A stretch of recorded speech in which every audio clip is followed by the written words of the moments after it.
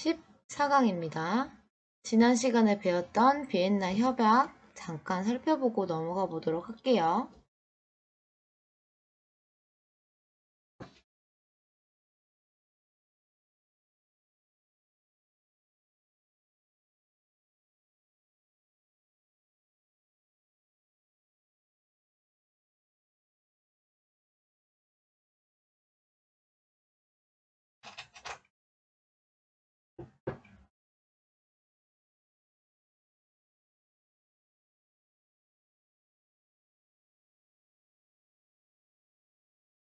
이번 시간에는 무역 클레임에 대한 설명을 해보려고 합니다. 클레임, 우리 클레임이란 말 들어봤죠? 만약 카페에서 알바를 하고 있거나 고깃집에서 알바를 하고 있을 때 손님이 불평이나 의견을 말하는 것을 클레임이라고 합니다. 무역 거래를 할 때 당연히 당사자들 간에 클레임 사항이 발생할 수 있겠죠? 우리가 알고 있는 그 클레임이 맞는데요.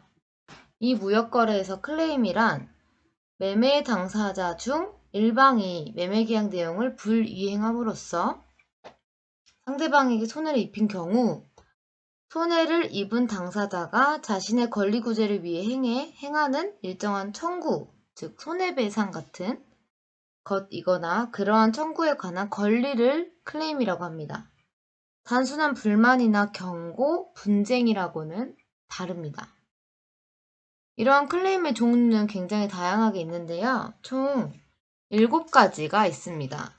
첫 번째로는 발생 원인의 기준에 따라서 품질 클레임, 수량 클레임, 선적 클레임, 포장 클레임, 가격 및 결제 클레임, 보험 클레임, 계약 클레임 이렇게 나눌 수 있습니다. 품질 클레임이란 말 그대로 품질이 불량됐거나 품질 차이 등에 관한 클레임이고요. 수량 클레임은 선적 수량이 부족하거나 중량이 부족하거나 이런 것들에 관한 클레임입니다. 선적 클레임은 늦게 선적이 됐거나 선적이 되지 않았거나 이런 거에 관한 클레임이고요. 포장 클레임은 불완전 포장이거나 포장 불충분 등에 관한 클레임입니다. 가격 및 결제 클레임은 가격 인하, 가격 인상, 결제 지연, 미결제에 관한 클레임이고요. 보험 클레임은 불완전 보험 계약 체결이거나 보험사에 대한 청구에 관한 클레임을 뜻합니다. 계약 클레임은 계약의 성립, 내용, 이행에 관한 클레임을 뜻합니다. 또 이러한 클레임의 종류를 발생 원인에 따라 구분하지 않고 성질 기준에 따라서 나눌 수 있는데요. 일반적으로 일반 클레임, 마켓 클레임으로 나뉩니다. 일반 클레임은 무역 거래와 관련된 일반적인 클레임을 뜻합니다. 매매 당사자의 과실이나 태만에 의해 발생하는 클레임을 의미해요. 마켓 클레임은 문제가 되지 않는 경미한 사안을 핑계로 매수인을 손해를 입힐 것으로 예상되는 상황에 제기하는 클레임을 뜻합니다.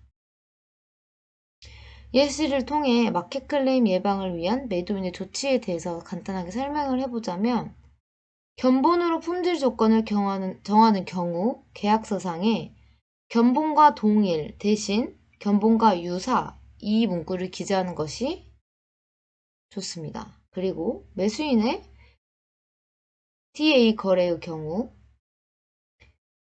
신용장 거래에 은행의 지급 확약을 확보해 놓는 게 좋습니다.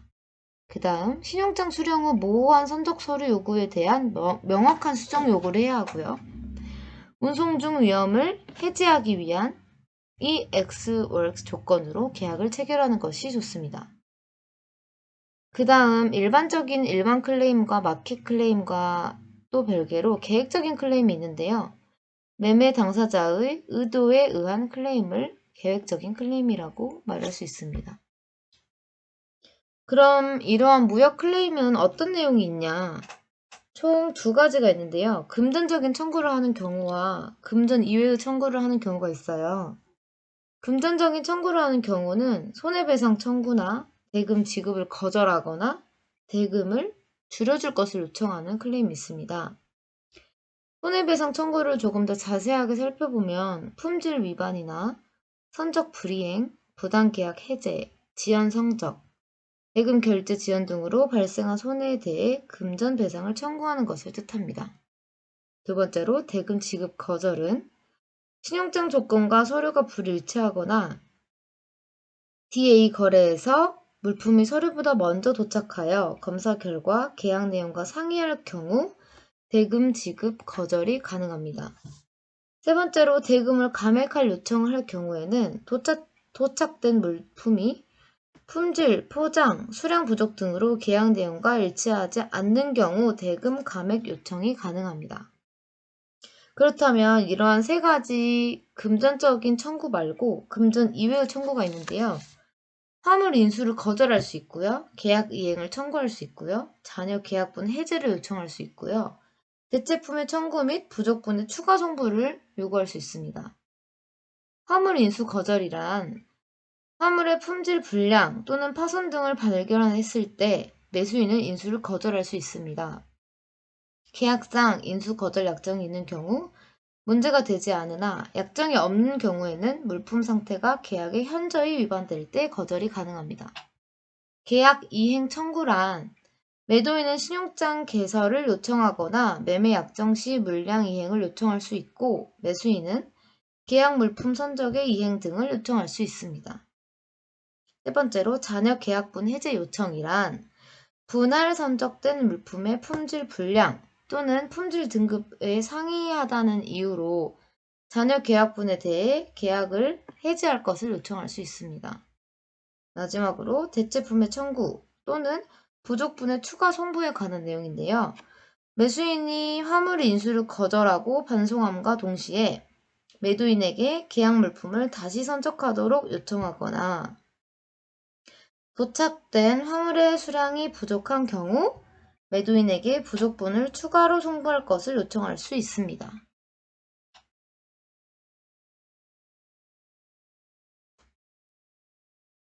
자, 무역 클레임이 무엇인지 잘 살펴봤죠? 무역 클레임은 무역 거래를 했을 때 당사자가 어떠한 불만이나 불이행을 했을 때 발생하는 것인데요. 무역 클레임의 해결 방법에 대해서 알아보기 전에 무역 클레임을 어떻게 제기하는지 간단하게 먼저 설명해 보려고 합니다. 무역 클레임은 매수인의 물품 검사와 통지의 의무가 있는데요. 매수인은 물품을 인도받은 경우 계약 내용과 일치하는지 여부를 검사하여 하자가 발견되면 지체 없이 매도인에게 통지해야 합니다. 이게 바로 무역 클레임의 제기겠죠? 나라별 물품 검사 및 통지 방식이 다른데요. 우리나라 상법에 의하면 지체 없이 검사해야 하며 즉시 발견할 수 없는 하자는 6개월 내에 발견하여 통지하는 것이 원칙입니다. 일본 상법에 의하면 즉시 검사해서 통지해야 합니다. 우리나라 상법과 동일하죠. 하지만 비엔나 협약에 의하면 실행 가능한 단기간 내에 검사해서 합리적인 기간 내에 매도인에게 통지해야 합니다. 다만 물품이 인도된 날부터 2년 이내에 이루어져야 한다고 하네요. 그러면 클레임 제기 사유 발견 시 클레임을 청구한 당사자를 결정해야 하는데요. 당사자의 선택이 잘못되면 클레임 제기의 효력이 없어져요. 그러므로 클레임 사유 발생의 원인과 책임 소재가 누구에게 있는지를 결정해야 합니다. 클레임을 할 때 제기 기한을 약정한 경우는 약정된 기간 내에 제기를 해야 하지만 약정 기간을 약정하지 않은 경우는 중거법의 규정에 따라 클레임의 제기 기간이 결정됩니다. 비엔나 협약의 경우 검사나 하자 발견 즉시 통지 의무를 규정하고 있고요. 물품이 실제로 교부된 날로부터 늦어도 2년 이내에 통지가 이루어져야 한다고 규정하고 있습니다. 그럼 이러한 클레임을 제기할 때 어떤 서류를 준비해야 하는지 다음과 같은 4가지로 설명해 보려고 하는데요. 클레임 사실 진술서와 청구액에 대한 손해 명세서, 그리고 검사 보고서, 기타 계약 입증을 할 수 있는 서류가 필요합니다. 클레임 사실 진술서는 법적 문서로서 간단 명료하게 구체적으로 기술해야 하며 육하원칙에 따라 기재하여 제출해야 합니다. 두 번째로 청구액에 대한 손해 명세서가 중요한데요. 손해액과 재비용에 대한 명세서를 정확하게 기재하여 제출해야 합니다. 또한 검사 보고서도 중요한데요. 품질이 불량이거나 품질이 상이하거나 수량 부족 등에 대해 국제공인검정기관에서 발급받은 객관적인 보고서를 제출해야 합니다. 또 이외에도 기타 계약을 입증할 수 있는 서류를 준비해서 클레임을 제기하는 것이 필요합니다. 자, 그러면 무역 클레임은 어쩔 때 수량이 되는지, 클레임이 제기된 경우 상대방의 의사를 정확히 파악해서 해결책을 강구해야 하는데요. 이때 검토사항이 있습니다. 클레임 제기 기간 내에 제기가 되었는지, 하자 입증 서류가 구비되었는지, 물품의 검사가 공인검사기관에 의해 진행되었는지, 계약 조건의 미비에 의한 클레임은 아닌지, 손해배상의 청구가 합리적인 계산에 의한 것인지, 하자의 정도가 계약 및 거래 관례상 허용 범위를 초과했는지. 그러면 상대방이 클레임이 정당하다고 판단되면 손해배상을 하거나 대체품을 인도해야 하죠. 하지만 클레임이 부당한 경우 청구 거절의 의사를 표시해야 하는데요. 이후에는 중재나 소송을 통해 해결합니다. 이러한 무역 클레임을 해결하는 방법에는 지금 화면에 나와 있는 것 같이 당사자 간 해결하는 방법이 있고요. 제3자가 개입해서 해결하는 방법이 있는데요. 당사자 간 해결하는 방법은 청구권을 포기하거나 화해하는 방법입니다. 상대방이 다른 조건으로 만족시킨 경우나 클레임 제기 금액이 너무 작아 클레임의 가치가 없는 경우, 분쟁 해결 절차가 복잡한 경우 등에 해당하여 클레임을 포기하고 단순 경고로서 주의를 촉구하는 방법입니다. 또는 제3자의 판단에 의하지 않고 당사자 간의 교섭에 의해 해결하는 방식을 말합니다. 화해를 뜻하는데요. 실무상 대부분의 경우 화해를 통해 해결이 됩니다. 하지만 더 복잡하거나 해결이 되지 않는 경우는 제3자 개입에 의해 해결을 하는데요. 총 4가지로 구분해 볼 수 있어요. 알선, 조정, 중재, 소송입니다. 알선이란 공정한 제3자가 당사자의 일방이나 쌍방의 요청으로 사건에 개입을 하여 원만하게 해결될 수 있도록 조언하는 것을 뜻해요. 강제력은 없으나 제3자가 당사자에게 강한 영향력을 미침으로써 분쟁을 해결할 수 있는 방법입니다. 조정이란 양 당사자가 공정한 제3자를 조정인으로 선임하고 조정인이 제시하는 해결안에 합의하여 분쟁을 해결하는 방법을 뜻합니다. 조정은 중재 판정과 동일한 효력이 있으나 양 당사자는 제시된 조정안을 수락할 의무가 없으므로 어느 일방이 조정안에 불복하면 실패하는 경우가 발생할 수 있습니다. 세 번째로 중재인데요. 당사자 간의 합의로 사법상의 법률 관계를 법원의 소송 절차에 의하지 않고 제3자인 중재인을 선임하여 그 분쟁을 중재인의 판단에 맡겨 양 당사자가 절대 복종함으로써 분쟁을 합의하는 방법을 중재라고 합니다. 중재는 중재 합의에 의하여야 하고 중재인의 판정은 강제성을 갖습니다. 또한 그 효력도 당사자 간에는 법원의 확정 판결과 동일하게 적용되기 때문에 매우 강제적입니다. 또한 뉴욕 협약에 의해 외국에서의 집행 보장을 받습니다. 마지막으로 소송인데요. 소송은 국가기관인 법원의 판결에 의해 분쟁을 강제적으로 해결하는 방법입니다. 중재에 의해 해결이 사전에 합의되지 않은 경우 상대방에게 강제력을 가하기 위해 국가 권력의 발동을 요청하고 국가 권력에 의해 강제력을 행사하는 방법이 바로 소송입니다.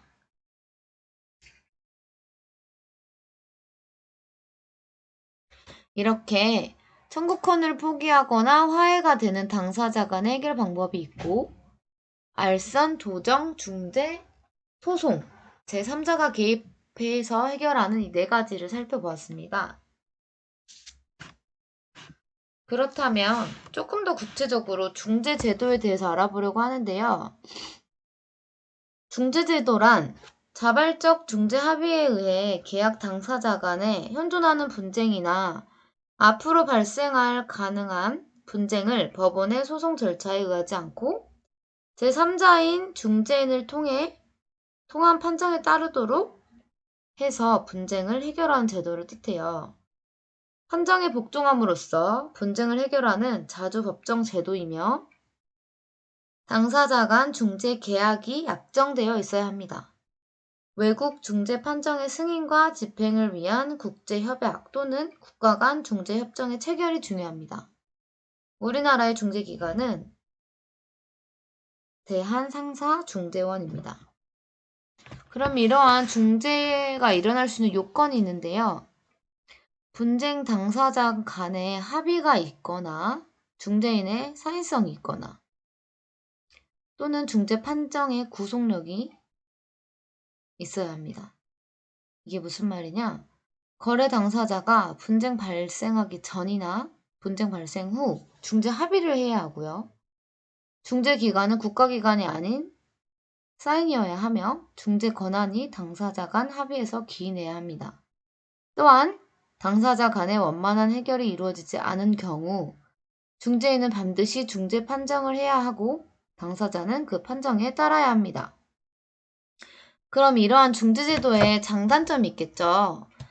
우선 장점은 분쟁이 굉장히 신속하게 해결된다는 점입니다. 앞에서 배웠던 소송은 3심제로 운영되는 반면 중재는 단심제로 운영되고 있어 법원에 비해 짧은 시간에 최종 판결에 도달할 수 있습니다. 상사중재 규칙에 따르면 중재판정부는 당사자의 합의 또는 법률의 규정 중 다른 정함이 없는 한 심리종결일로부터 30일 이내에 판정해야 한다라고 규정하고 있습니다. 국내 중재는 30일 이내, 국제 중재 판정은 45일 이내로 규정하고 있습니다. 또한 이러한 중재 제도는 비용을 절감할 수 있다는 장점이 있는데요. 단심제로 운영되므로 법원 소송보다 비용을 절감할 수 있고 소송의 경우 매 심급마다 인지대나 변호사 보수 등이 발생한다는 점이 있습니다. 또한 전문가의 판단이라는 점이 장점입니다. 상거래와 관습에 정통한 중재인이 판정하므로 법원 판결보다 현실적이고 타당할 수 있습니다. 또 이러한 중재제도는 절차를 비공개합니다. 중재는 회사의 운영 비용이나 영업 방식, 손익 내용 등 거래 비밀을 공개하지 않으므로 사업상 비밀이나 회사의 명성을 그대로 유지할 수 있다는 점이 장점입니다. 또한 이 중재제도의 판정은 국제 효력이 발생하는데요. 뉴욕 협약에 가입한 국가에 대해 그 집행을 보장받으므로 국내에서만이 효력을 발생하는 소송에 의한 판결보다 훨씬 더 큰 효력이 있습니다. 또한 자주적인 분쟁 해결 방법인데요. 중재 계약으로부터 중재 판정에 이르는 모든 절차를 당사자의 자유의사에 의한 중재 합의에 따라 해결함으로써 자주적인 분쟁 방법이라고 말할 수 있습니다. 그렇기 때문에 평화적인 분위기인데요. 소송은 제소 및 소환의 수단에 의해 진행되지만 중재는 상호 교섭과 평화로운 분위기 속에서 진행된다는 장점이 있습니다. 그렇다면 어떤 점이 단점일까요?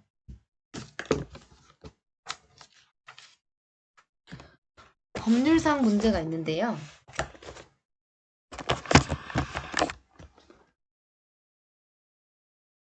중재인은 사실 문제에 대해 신속하고 정확하게 판정할 수 있으나 중요 법률 문제가 기재되었을 때는 일반적으로 판단 능력이 미흡하다는 단점이 있습니다.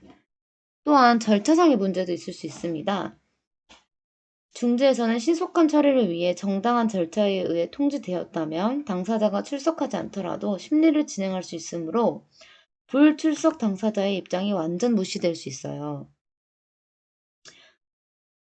또한 단심제이기 때문에 결과에 불복하는 경우 재심을 요청할 수 없다는 단점이 있습니다. 그리고 예측 가능성이 감소하죠. 중재 판정이 법률이나 판례 등에 의하지 않고 중재인의 합리적인 판단에 의존함으로써 판정 기준이 애매하다는 단점이 있습니다.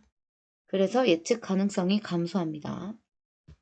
또한 중재인의 대리인 의식인데요.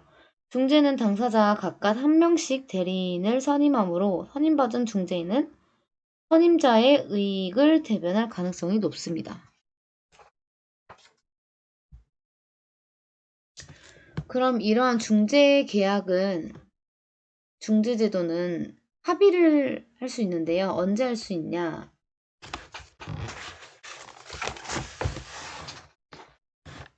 이 중재계약의 의미란 사법상의 법률 관계에 대해 당사자 간에 현재 발생하고 있거나 장래에 발생할지도 모르는 분쟁을 중재에 의해 해결하도록 하는 합의를 뜻해요.